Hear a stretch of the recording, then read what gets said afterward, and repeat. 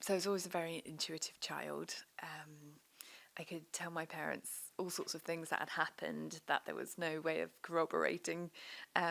So they were a bit uncomfortable, I suppose, with the things that their child was coming out of. And I think, that's generally par for the course. Most parents want to reassure their children, but in doing so, kind of, you know, begin to shut down their children's gifts.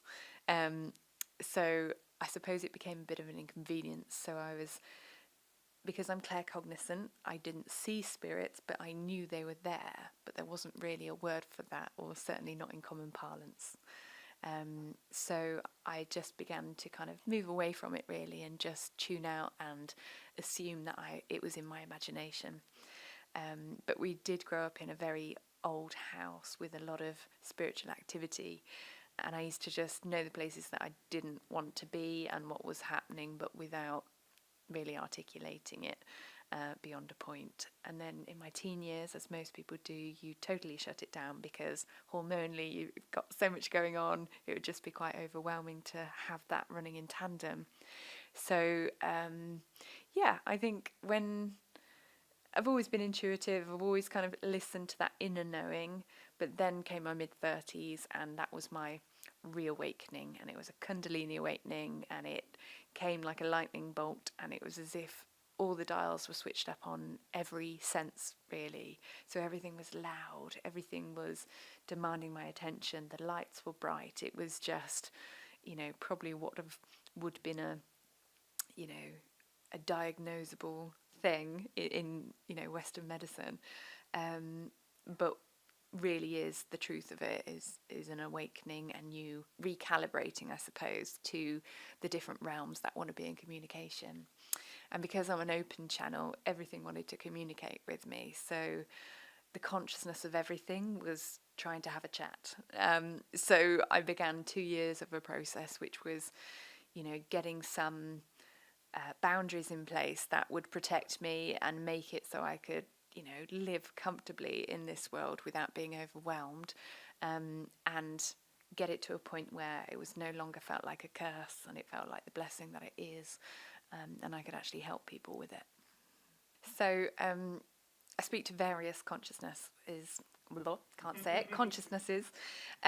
So that is really, when I say consciousnesses, either a soul or a collection of souls that want to communicate with you. It's an intellect, it's an energy with an intellect, I suppose. So I have my team of guides. So that's generally, when I channel messages, it's generally them. If I put something out publicly, it's quite often the Pleiadian Collective, which are ninth dimensional beings, which most of us has had previous lives in connection with. Most people will resonate on some level, even if they don't understand the term, with the term starseeds. And because our souls aren't from Earth, they are, multidimensional, and they come from different planetary origins and different star systems. We accrue different experiences from visiting these different places. And I have a very strong Pleiadian connection. So anyone who has a real resonance and kind of works for women and children, really, that's kind of a very Pleiadian energy. So if you find yourself, working in those fields, or, having a very strong girl tribe, or just sorority, I suppose, because Pleiades is known as the seven stars or seven sisters. So it's kind of that ethos. So where was I going with this? So multiple different consciousness that I communicate with. Typically when I do readings for people, it's their guides. But what I tend to find is there's an overlap in the teams of guidance. So generally a lot of my spirit guides will be their spirit guides as well. It all joins up eventually. Generally either word of mouth, or Instagram, or YouTube. And it's the underpinning things are generally audience is between 35 and 60. So I suppose that's fairly broad. Mostly female, because I guess of that Palladian connection and resonance with working with women, I suppose. But I also have probably a 15% of male. Um, Messed up. What would you call them? Clients? Yes, yeah, totally. But I just went blank. It's all right. Yeah, so I suppose I have a small proportion of male clients who are definitely leading the way for men and this evolution of consciousness, really. So they're kind of front runners, and that's a real privilege, and I love that. Really love that element. So they are very much working on anchoring that divine masculine role within their lives, and just as we evolve into this Aquarian age, leading the way, and setting the example for so many people who don't really know how to get out of the trappings of the ego mind and what society, the walls society, is kind of built around people to keep them reduced. So it's primarily women, but as I say, I've got a small contingent of men who come for readings. And the reason why is normally because they're feeling like things are shifting in their life and they feel out of control. And they know that they need to welcome in change and actively create change, but feel lost as to how to do it. And it's really for that guidance that they're coming for pointers on.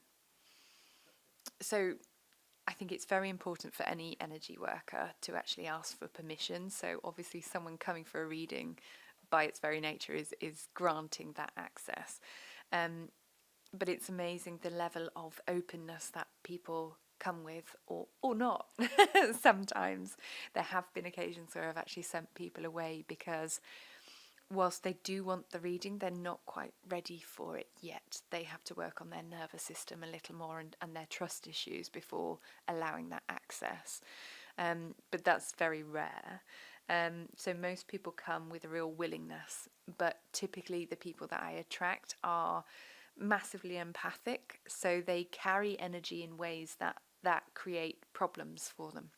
So a key part of the reading is actually reading how they carry that energy and the damage or the ramifications of that presentation of energy within them, and really teaching them ways and signposting things for their attention to kind of get a better balance and to manage their own chakras and how they carry that energy. And, the underpinning thing for most things is putting some boundaries in place. And they're usually aware that has to happen, but don't quite have the roadmap as to, how that can be navigated.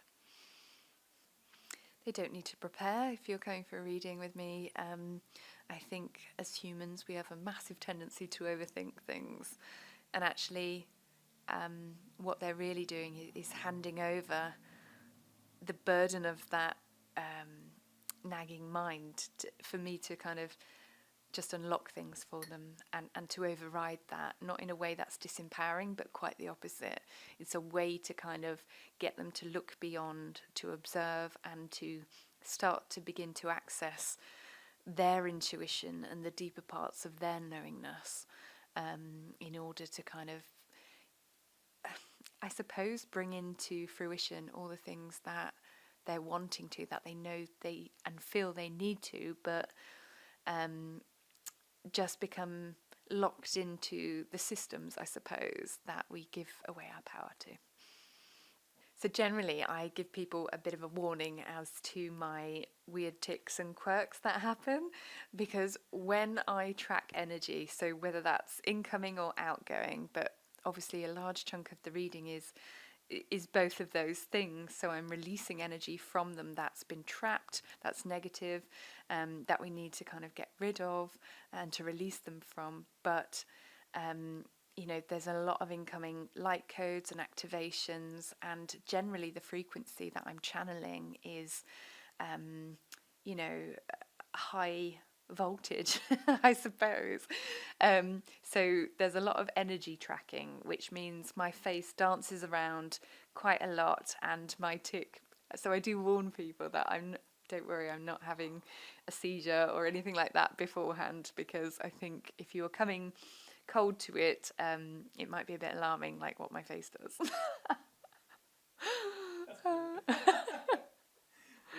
Yeah. I think many people who come to me go through a huge range of emotions actually throughout the reading. So I tend to start with an energy clearance. It depends from person to person, so I just intuitively do what I think's right. But it's a good place to start initially because it shows me how they carry energy, and we release a lot of things that have got stuck. Because typically most people who see me are empaths. So what they do is they somatize emotion. So they physically transmute it through their body through carrying other people's, emotions and traumas. And it quite often gets trapped because we're definitely in this culture where we're not really allowed, we're uncomfortable with feeling all of our emotions. And when things are incomplete, they just get trapped.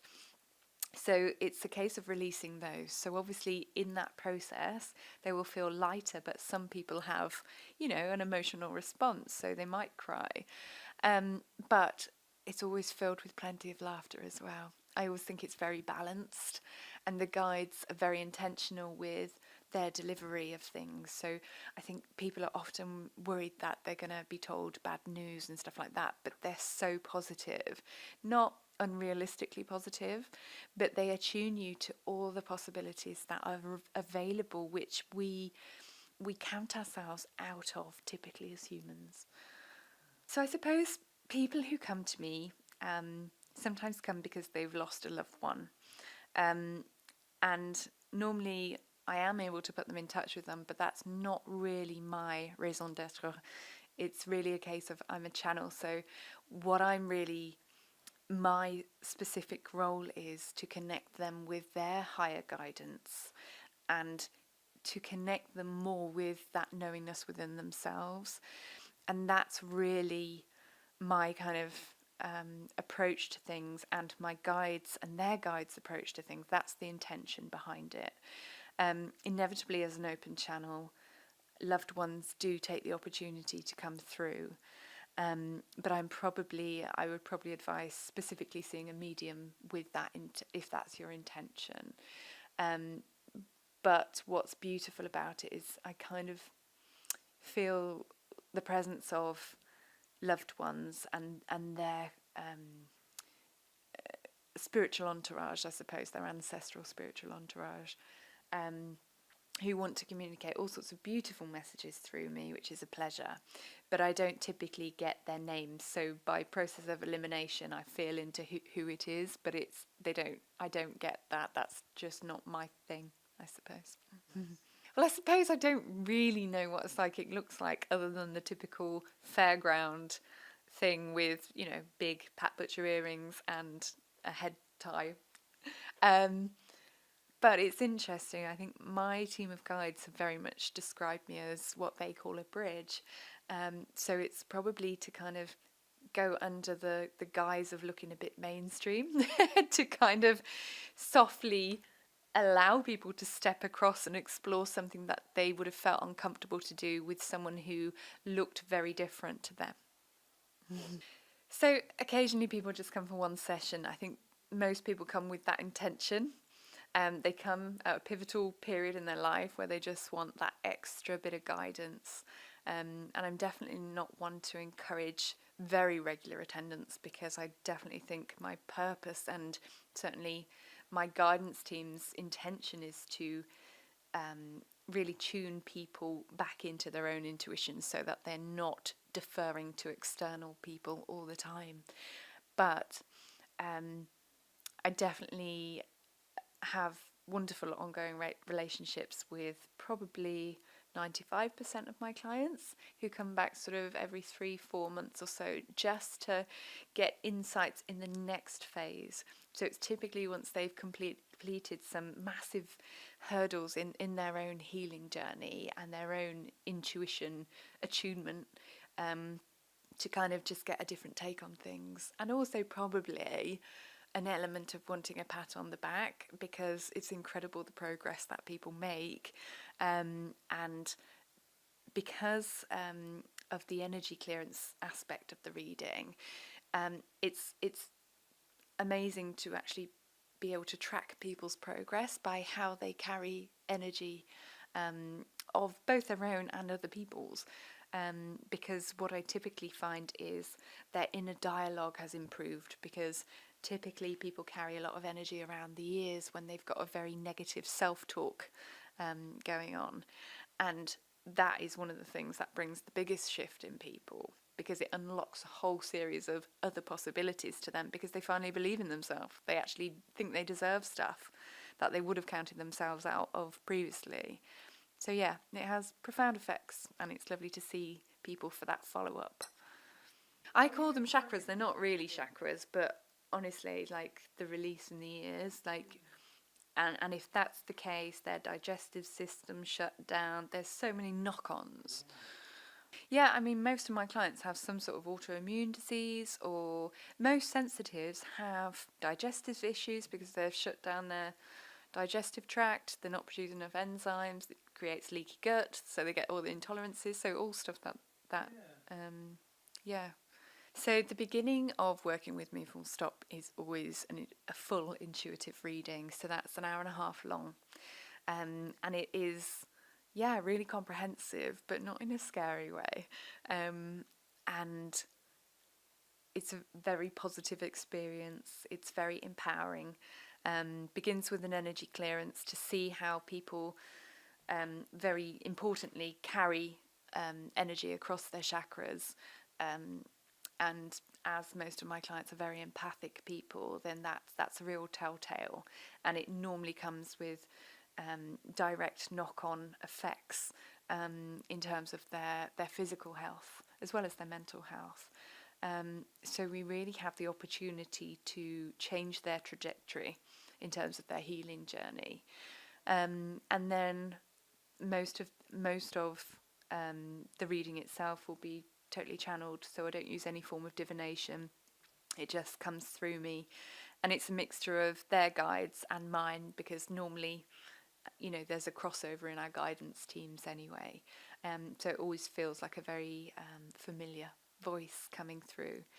And, occasionally, or more often than not, I would probably say, loved ones also come through, although it's not the intention. The intention is really to get them back to their personal power, give them some proper direction, some practical steps, and some pointers as to how they can manage their own energetic fields better.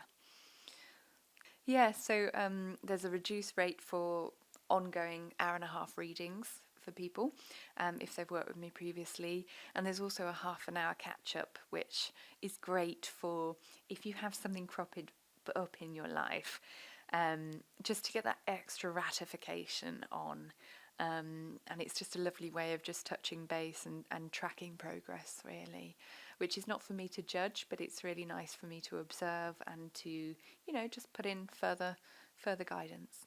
This very much overlaps with, I suppose, what would be a conventional counselling session. It very much, dances between the two, and it's whatever they need. And that's the beauty with channeling, is it gives you whatever it is that you're missing. Like, it can provide that because it intuitively knows, and it's like an adaptogen. It just delivers what you need. So I do a service called Pocket Guidance, which is all primarily based on the phone. So we can WhatsApp, we can message on that, or we can call. But it's very much to arm people with support when they're going through a very tumultuous time, whether that's a divorce or a grief, or whatever it is, or a career change that's kind of multifaceted, or a house move. But whatever it is, it's been a case that it's holding a lot of what's the word? It's just taking up a lot of space within that person, understandably. that needs just an additional siphoning off of the negative energy that they're kind of acquiring whilst they're going through that very challenging period of time. So yeah, I generally do it month by month, and you know, a couple of months normally gets someone through that with a real sort of backbone of support added by the channeled guidance that they receive, to kind of galvanize them and just allow them to step into that period of challenge with as much strength and tenacity as can be possible.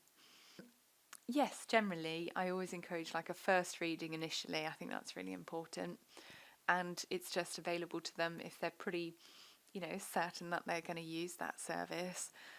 Again, it would be for people who are undergoing a significant period of change. And I think in that scenario, it's quite often when people are having their own awakening and need someone to bounce things off and kind of make sense of their experiences. And yeah, it's just extra support and ratification of the experiences that they're going through, really, and also to challenge them to kind of broaden their perspective on things. Oh, Cambo is absolutely amazing. So it's known as Cambo, it's known as Sapo. So that is an indigenous medicine.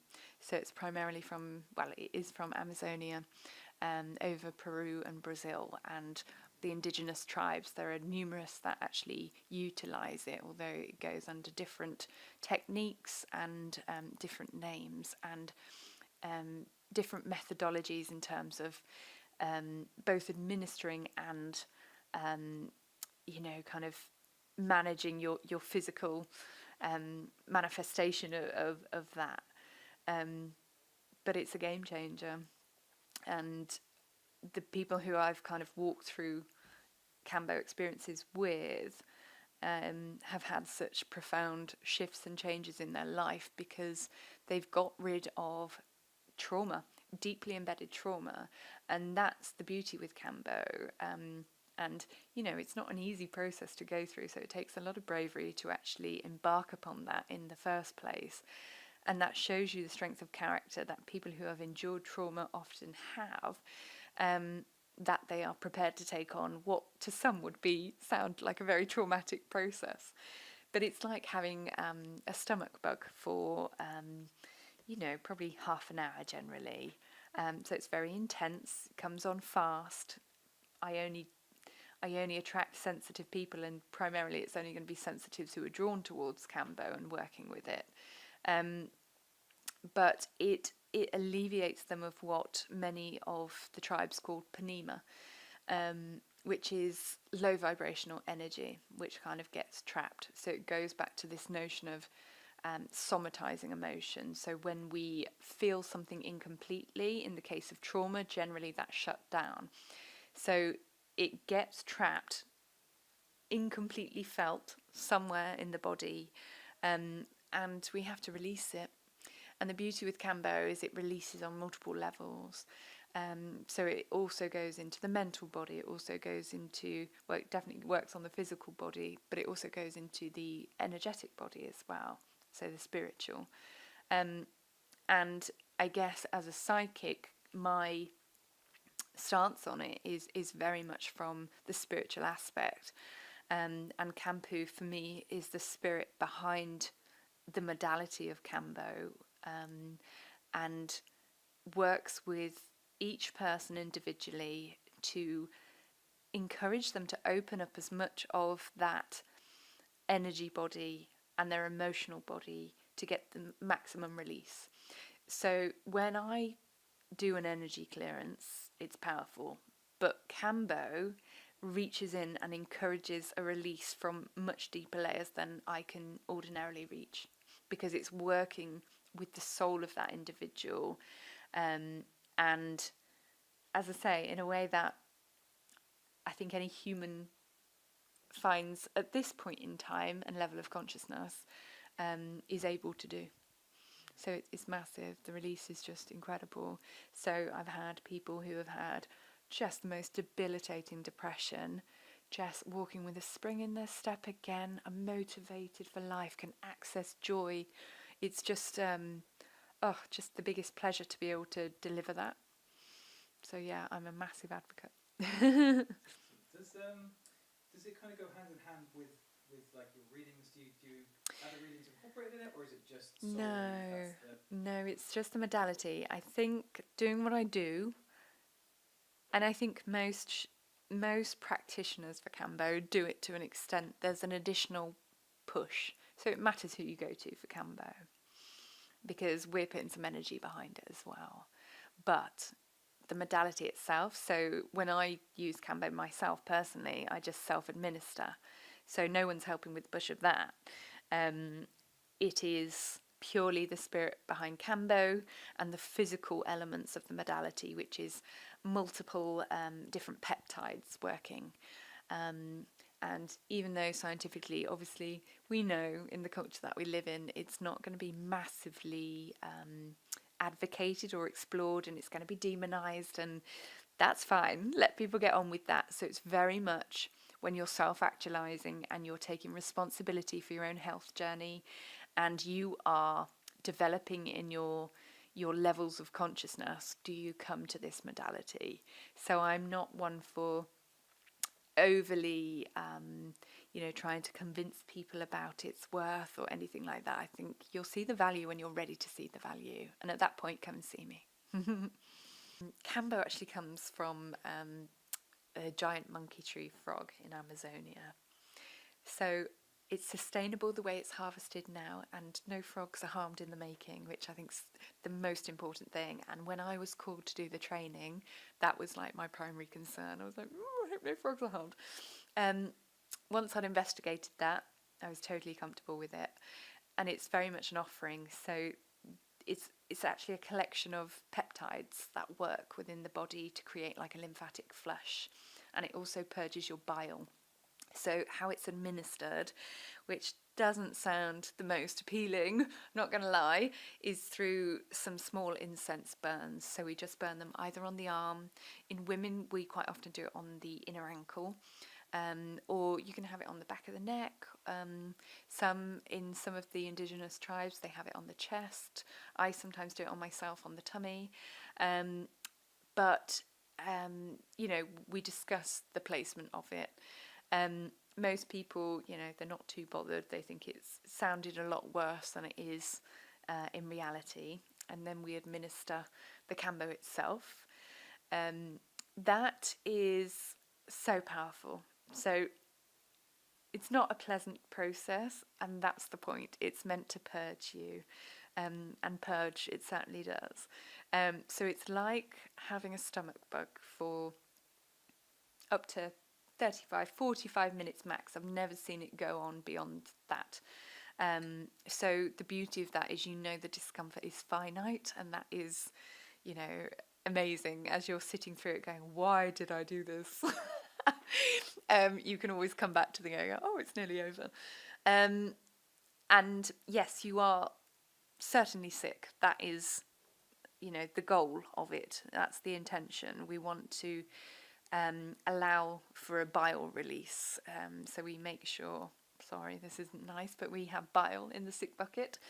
It's a fasted process, so I primarily do ceremonies in the morning or allow someone to have a big breakfast and then do it 8 hours afterwards. But you can have electrolytes and plenty of fluids. That's not so in terms of how unpleasant that bowl is, it's not that bad at all because there's nothing in your tummy. But we get you to drink a lot of water during the process because that is key to actually helping the flush itself. And yeah, so it's over pretty quickly, and the effects are so profound that I haven't had a single client that hasn't come back for a second one to just, continue the incredible healing process that it initiates.